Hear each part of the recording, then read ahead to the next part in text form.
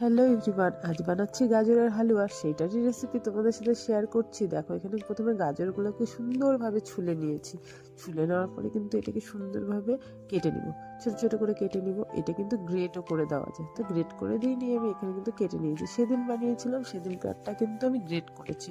তো আজ ভাবলাম যে আজ এইভাবেই বানাই। তো ছোটোবেলায় কিন্তু মা বাবা কিন্তু খুব রান্না করে আমাদেরকে গাজরের হালুয়া খাওয়াতো, আর আমার কিন্তু ভীষণ ভালো লাগতো। আর এখানে দেখো আমি সুন্দরভাবে ধুয়ে নিচ্ছি গাজরগুলোকে। যে গাজরগুলোকে ধুয়ে কিন্তু আমি এখানে প্রেশারে একটা দুটো সিটি মেরে নেব, প্রেশার কুকারে। তো যাই হোক, দেখো এইভাবে কিন্তু সিদ্ধ হয়ে গেল। তো সিদ্ধ হয়ে যাওয়ার পরে দেখো এইভাবে সিদ্ধ হয়ে গেল। তো এটাকে কোনো কিছুর সাহায্যে সুন্দরভাবে একদম এই যে এরকম করে নিতে হবে। তো বুঝতেই পারছো তোমরা। তো যাই হোক, তারপরে আমি কিন্তু এখানে কড়াই বসিয়ে দিলাম। কড়াই কিন্তু তেল আর ঘি দুটো মিক্সড করেছি, রিফাইন অয়েলও দিয়েছি। তার মধ্যে তেজপাতা আর দুটো এলাচ দিয়ে দিলাম। তারপরে কিন্তু এখানে দেখো আমি গাজরগুলোকে দিয়ে দিলাম। গাজরগুলোকে একদম ভালোভাবে নাড়াচাড়া করে, একদম যাতে কড়াইতে যাতে লেগে না যায়। লেগে গেলে কিন্তু একদম পোড়া পোড়া গন্ধ হবে, আর খেতে কিন্তু একদমই টেস্ট লাগবে না। তো এইটা হচ্ছে আমার মেয়ের আর আমার হচ্ছে হাজব্যান্ড, আমার বাড়ির লোকের সবার পছন্দ, আর আমারও খুবই পছন্দ। ঠান্ডার দিন পড়লে গাজরের হালুয়া কিন্তু আমাদের বাড়িতে বেশ মাঝে মধ্যে হতেই থাকে। এই দেখো গাজরটা কিন্তু বেশ হয়ে এসছে।